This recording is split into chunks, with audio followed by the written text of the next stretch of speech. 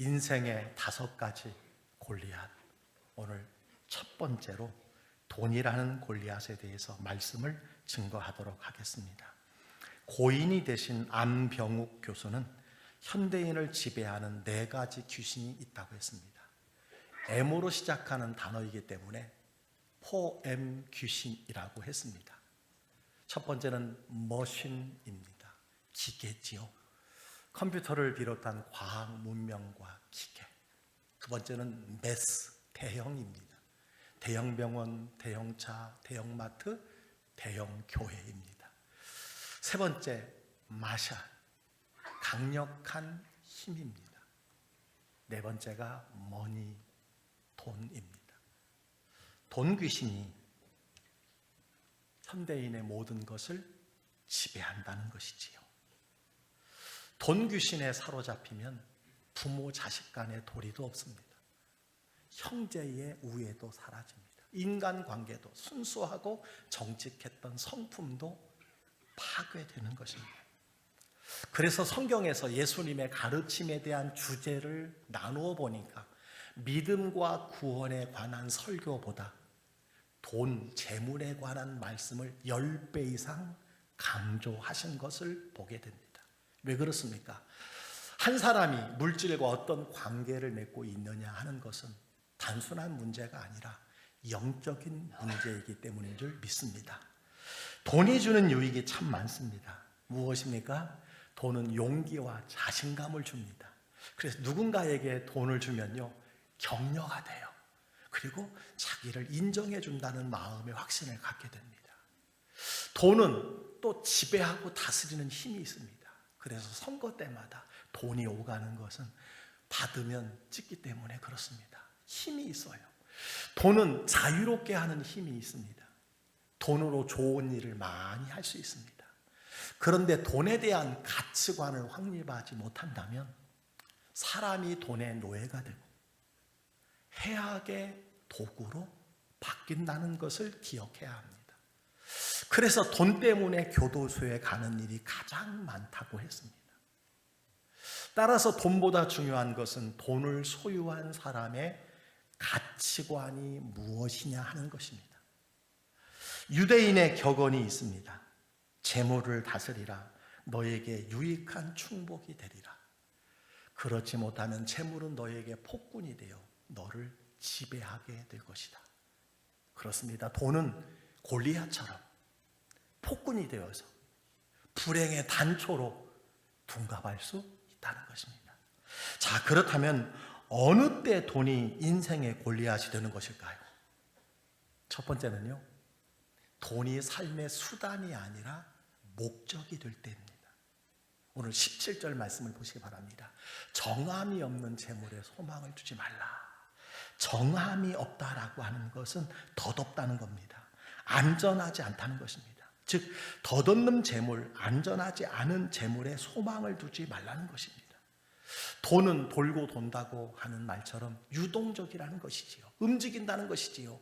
따라서 잠시 머물다 떠나가는 것에 인생의 목적을 두지 말라는 것입니다.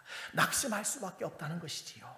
여러분, 7절에 이렇게 말합니다. 우리가 세상에 아무것도 가지고 온 것이 없음에, 맞아요, 아무것도 가지고 오지 않았습니다.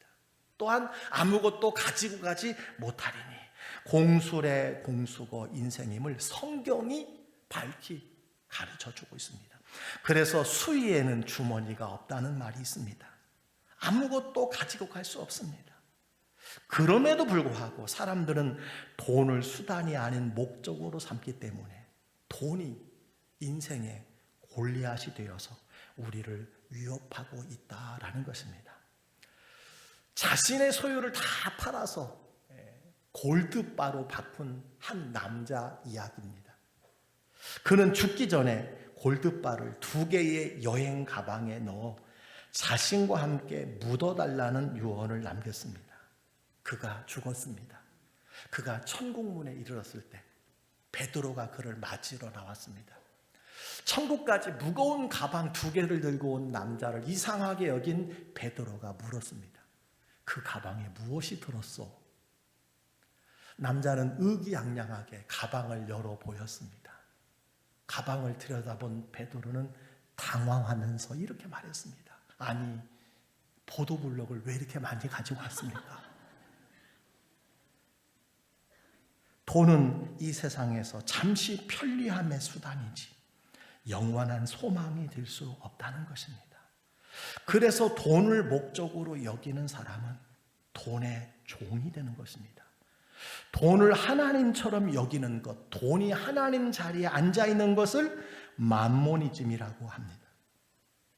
그렇습니다. 돈이 사람보다 믿음보다 중요하게 여길 때 돈은 골리앗이 되어서 다가오는 것입니다. 두 번째로, 돈의 탐욕에 사로잡힐 때 돈은 우리에게 골리앗이 되는 겁니다. 여러분 9절 말씀을 보시기 바랍니다. 부하려 하는 자들은 시험과 올무와 여러 가지 어리석고 해로운 욕심에 떨어지나니 곧 사람으로 파멸과 멸망에 빠지게 하는 것이라. 돈이 시험과 올무와 해로운 욕심에 우리를 떨어뜨린다는 겁니다. 프랑스에 장 칼망이라는 할머니가 살고 있었습니다. 90세 된 할머니가 대저택에 혼자 살았는데 이웃집에 사는 쉬운 7살 아주머니가 그 할머니 집을 갖고 싶어서 꾀를 내었습니다. 할머니가 돌아가시면 내가 그 집을 가져야겠다는 생각으로 할머니에게 매달 500유로, 우리 돈으로 90만 원씩 드릴 테니 할머니가 살 때까지 살다가 돌아가시면 자기 집이 되게 해달라고 제안을 해서 실제 계약을 하게 되었습니다. 지금 90세인데 1년이라고 해봐야 1,000만 원이고 10년이라고 해봐야 1억인데 그 대궐 같은 집이 자기 것이 된다는 생각에 10년을 지불해도 남는 장사라고 생각을 했습니다.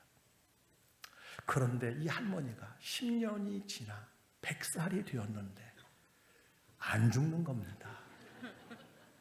그리고 20년이 지나 110살이 되어도 죽지 않는 것입니다. 이 옆집 아주머니가 참고 기다리다 견디다 못해서 77살에 화병으로 죽었다는 겁니다. 반면에 장 칼망 할머니는 세계 최고령으로 122살을 살다가 천국에 가셨다는 이야기입니다. 올해 초 사회적 파장을 일으킨 범죄가 있었습니다. 월 800에서 1,000만 원을 번다는 유혹으로 캄보디아로 간, 필리핀으로 간 한국 청년들이 있었습니다. 여권을 빼앗기고 감금당하고 보이스피싱 스캠 조직에 강제 동원되어서 여러분 감옥으로, 한국의 감옥으로 돌아오는 수백 명의 청년들이 있었습니다. 바로 돈의 탐욕에 붙잡히면 돈은 골리앗이 되어서 여지없이 인생을 무너뜨린다는 것입니다. 돈이 인생의 골리앗이 되는 또 하나의 이유가 있습니다. 첫 번째는 돈을 사랑함으로 믿음에서 떠날 때입니다. 돈을 사랑할 때라는 것이지요. 여러분 10절은 이렇게 말합니다. 돈을 사랑함이 일만하게 뿌리가 되나니. 돈을 사랑하는 것이 일만하게 뿌리가 된다는, 시작이 된다는 거예요. 이것을 탐내는 자들은 미혹을 받아 믿음에서 떠나 많은 근심으로써 자기를 찔렀도다. 성경에 보면 돈 때문에 망한 사람이 한두 사람이 아닙니다. 아간이라는 사람은요, 여리고성을 점령한 후에 하나님이 아무것도 취하지 말라고 했는데 외투 한 벌과 은과 금을 자기 장막에 감추어 줬다. 어떻게 되었습니까? 일가족이 죽음을 당했습니다. 게하시는 엘리사 선지자의 몸종으로 나아만 장군이 나병을 고침받고 돌아가는데 게하시가 뒤쫓아가서 선지자를 핑계로 금덩이를 취하려다가 여러분 나병에 걸렸다는 말씀이 성경에 기록이 되어 있습니다. 가룟유다는 어떻습니까? 은 30을 탐내어 예수님을 팔고 결국은 자살하고 말았습니다. 이것이 바로 물질을 다스리지 못하고 물질의 지배를 받는 자들의 비극인 것을 성경은 우리에게 가르쳐 주고 있습니다. 헤이워드라고 하는 사람이 이런 말을 했어요. 사람이 천국에 들어가지 못하는 것은 그가 재물을 소유한 것 때문이 아니라 재물이 그를 소유하고 있다는 것 때문이다. 돈은 사랑의 대상이 아니라 사용의 대상이라고 했습니다.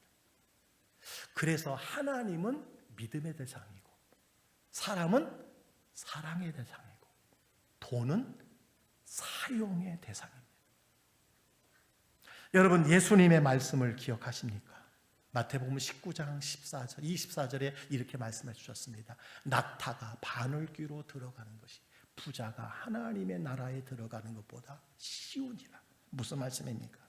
돈으로 천국을 살 수 없다는 것입니다. 아무리 많은 돈으로 천국을 살 수 없다는 거예요. 자, 그렇다면 돈이라는 골리앗을 이길 수 있는 신앙인에게 필요한 물맷돌은 무엇일까요? 첫 번째는 자족하는 마음의 물맷돌입니다. 여러분 7절 8절을 보시기 바랍니다. 우리가 세상에 아무것도 가지고 온 것이 없으니 또한 아무것도 가지고 가지 못하리니 우리가 먹을 것과 입을 것이 있은즉 족한 줄 알 것이니라. 돈이라는 골리앗을 무너뜨리는 첫 번째 물맷돌은요, 다른 것이 아니라 가진 것에 만족하며 감사하는 겁니다. 아멘? 내가 가진 것에 만족하며 감사하는 마음이에요. 어떤 형편에 있든지 감사하고 만족하는 사람은 부자처럼 사는 사람이 되는 것이고, 아무리 많은 것을 소유해도 만족하지 못하면 가난뱅이와 같이 살게 된다는 거예요. 여러분, 사도 바울은 로마 감옥에 있었지만 이런 고백을 했습니다. 어떠한 형편이든지 나는 자족하기를 배웠노니 나는 비천에 처할 줄도 알고 풍부에 처할 줄도 알아.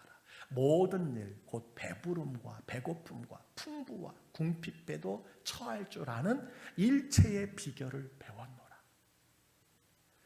어떤 형편에서든지 자족하는 것, 일체의 비결을 배웠다고 했습니다. 여러분, 세입 클로바 교회에 대해서 들어보셨습니까?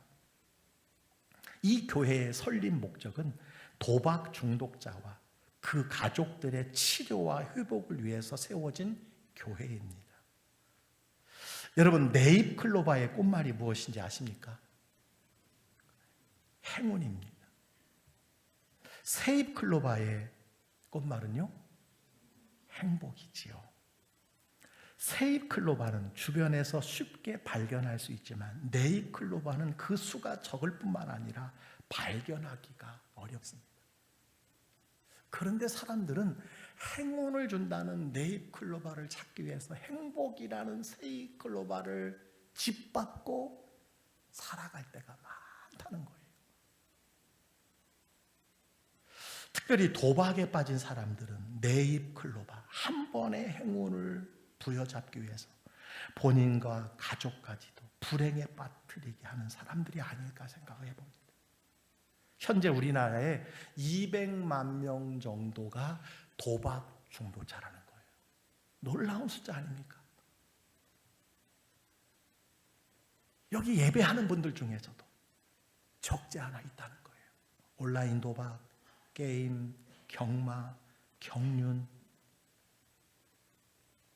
놀라운 것은 청소년 도박 중독자가 해마다 증가해요.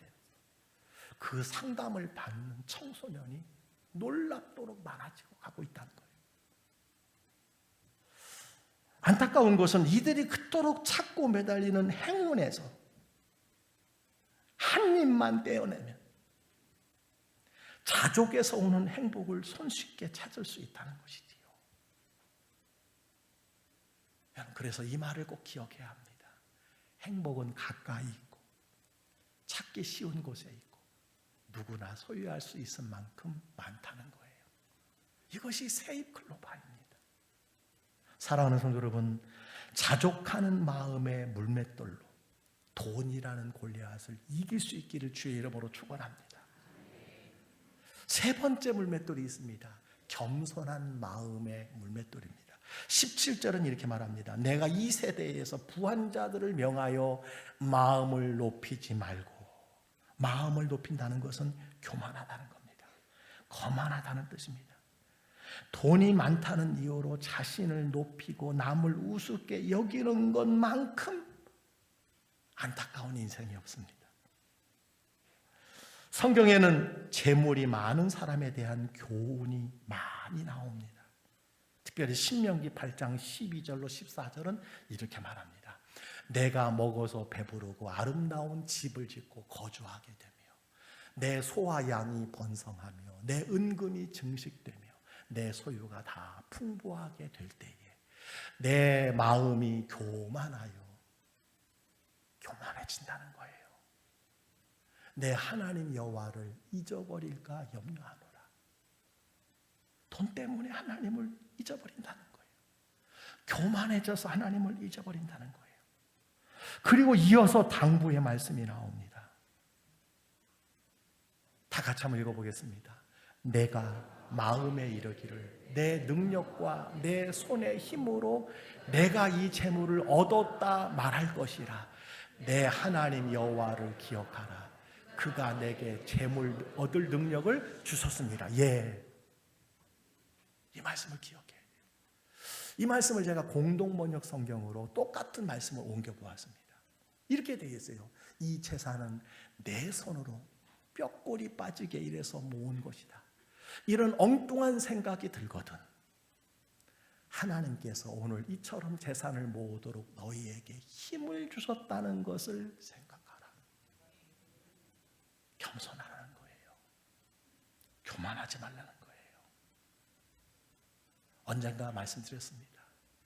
여러분, 쓰는 것만 내 거예요. 쓰는 것만 내 거예요. 여러분, 부한 사람들은 교만하지 말고 하나님이 맡겨주신 것을 감사하고 하나님께 영광을 돌리시기를 주의 이름으로 축원합니다. 그래서 이런 말이 있어요. 여러분 들어보셨지요? 믿음은 은혜 받는 비결이요, 순종은 복 받는 비결이요, 겸손은 받은 은혜와 받은 복을 오래 간직하는 비결이다. 누가 한 말이에요? 김철규 목사가 한 말입니다. 제가 20년째 말하고 있습니다.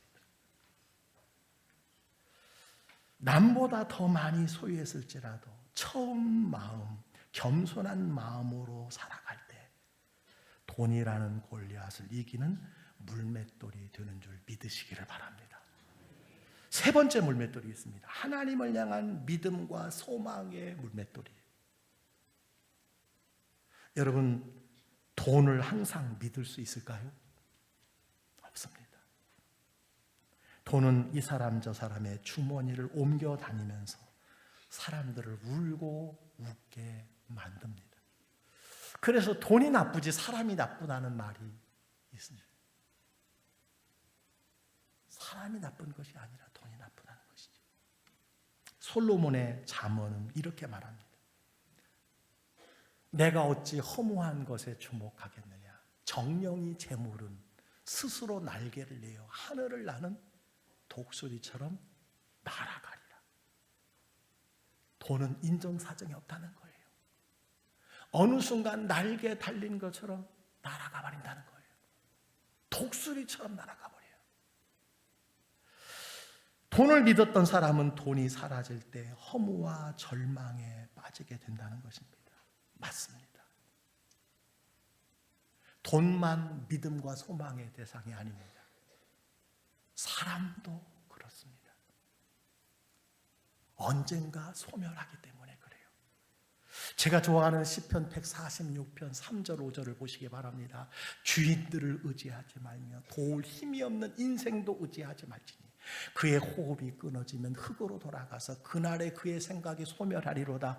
야곱의 하나님을 자기의 도움으로 삼으며 여호와 자기 하나님에게 자기의 소망을 두는 자는 복이 있도다.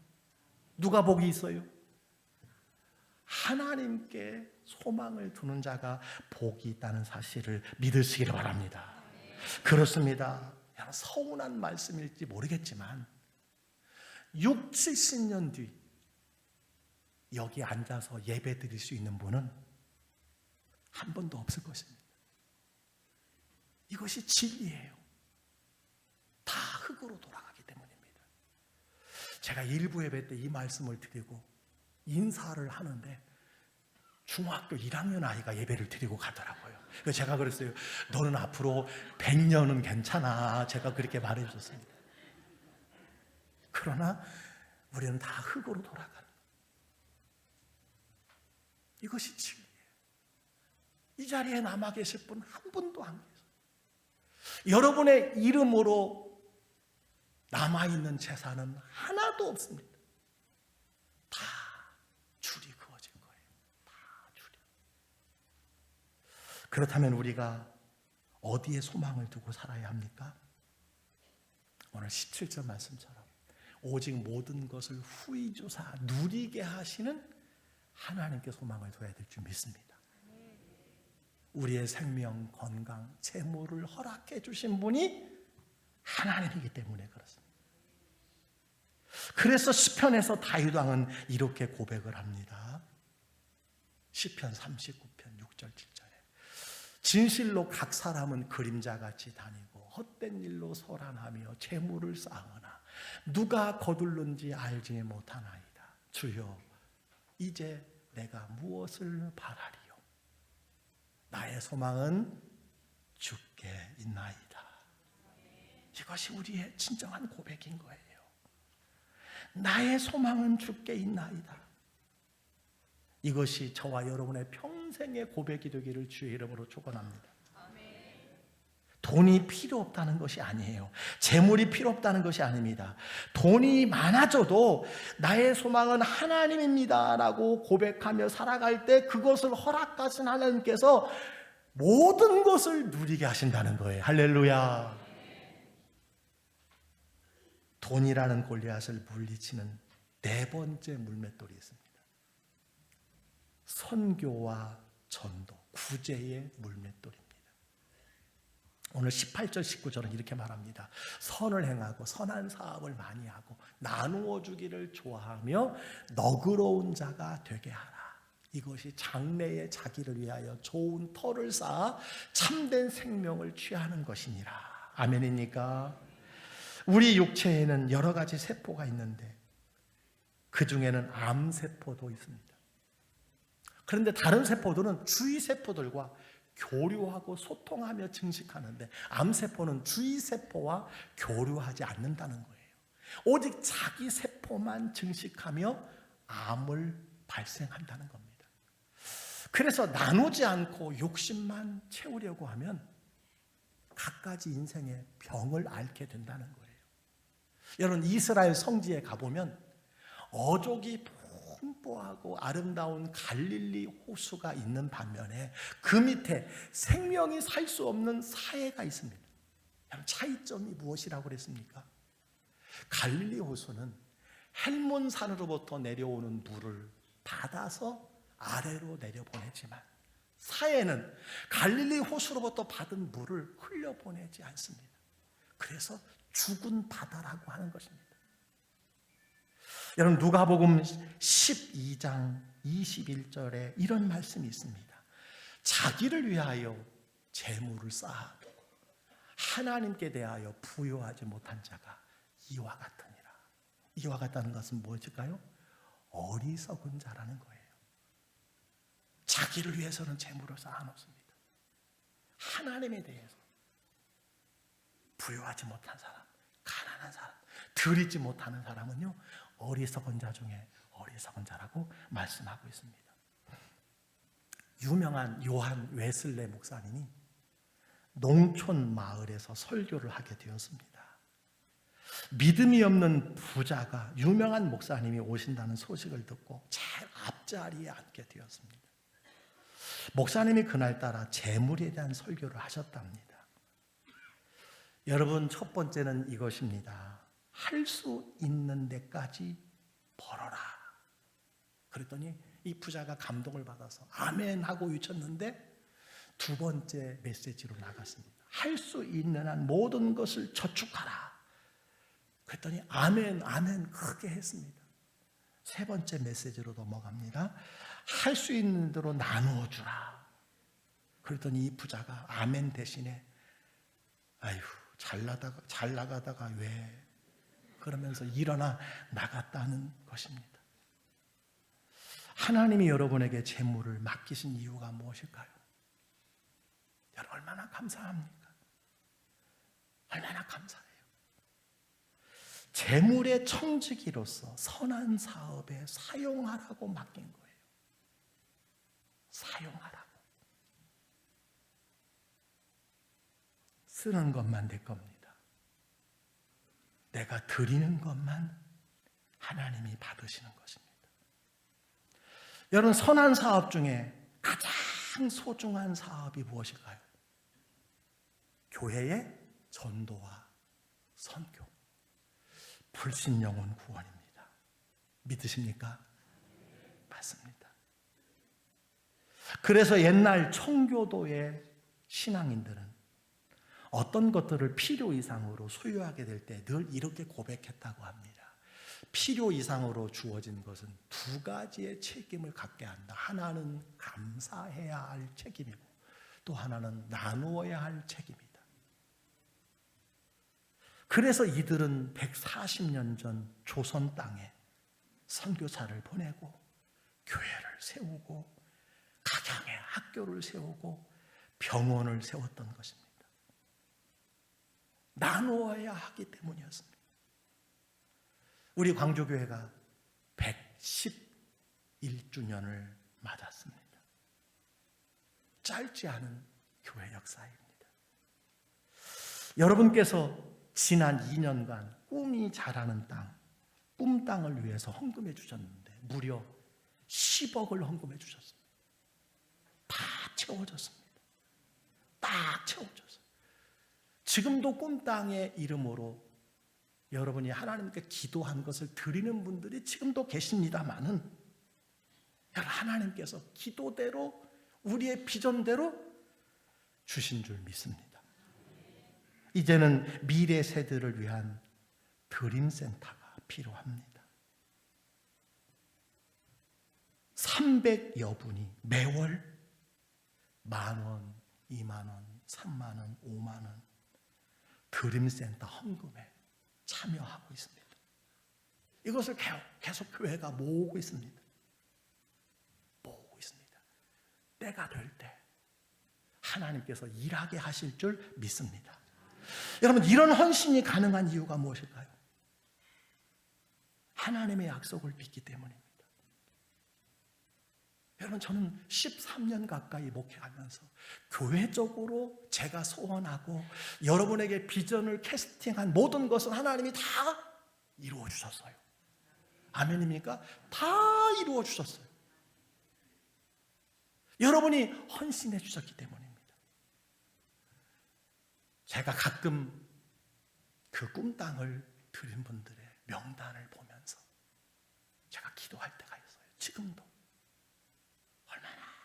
얼마나 감사한지 몰라요. 하나님의 약속을 믿고 드려진 모든 성도들의 예물인 것이지요. 여러분 하나님 말씀은 이렇게 우리에게 가르쳐주고 있습니다. 사도행전 20장 35절입니다. 주 예수께서 친히 말씀하신 바 주는 것이 받는 것보다 복이 있다 하심을 기억하여야 할지니라.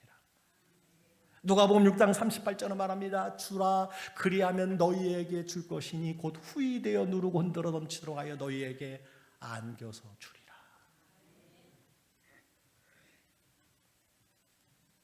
이것이 골리앗을 무찌르는 네 번째 물맷돌이었습니다. 다섯 번째 물맷돌이 있습니다. 이 모든 것의 기초가 되는 물맷돌입니다. 무엇입니까? 하나님의 주인됨을 인정하는 11조의 물맷돌입니다. 말라기 3장 10절은 이렇게 말합니다. 만군의 여호와가 이르노라 너희의 온전한 11조를 창고에 들여 나의 집에 양식이 있게 하고 그것으로 나를 시험하여 내가 하늘 문을 열고 너희에게 복을 쌓을 것이 없도록 붙지 아니하나 보라. 여러분 하나님을 시험하면 큰 죄입니다. 그런데 하나님께서 나를 시험해 보라고 주신 말씀이 10의 1조의 예물입니다.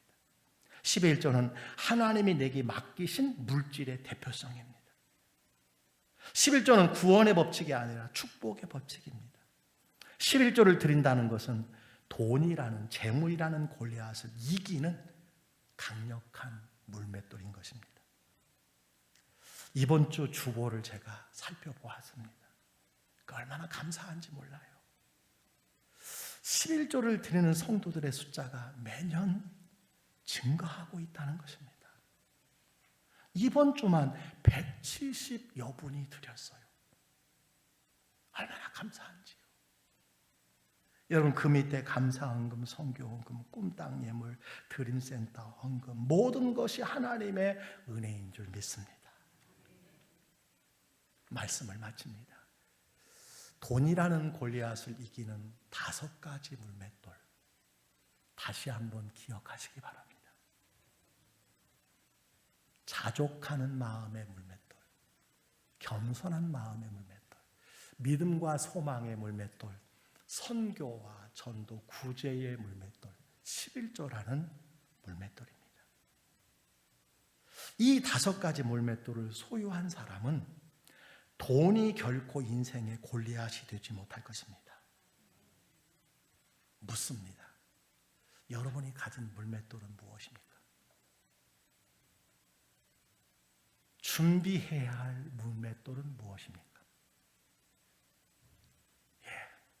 여러분, 점검해 보시기를 바랍니다. 한번 올려줘 보세요. 네. 무엇이 내가 가진 물맷돌입니까? 내가 무엇을 갖고 있지 못하는가? 오늘, 이번 주 여러분 한번 점검해 보세요. 하나님의 분명하고 확실한 약속이 무엇입니까? 오늘 19절 말씀입니다. 이것이 장래의 자기를 위하여 좋은 터를 쌓아 참된 생명을 취하는 것이니라. 이렇게 5가지 물맷돌을 준비하는 것이야말로 자신의 앞날을 대비하는 가장 좋은 일이요, 가장 좋은 선택이요, 생명을 얻고 승리하는 삶을 살게 된다는 것입니다. 이렇게 살아가시는 우리 광주교회 모든 성도들 다 되시기를 주의 이름으로 간절히 축복합니다. 축복합니다.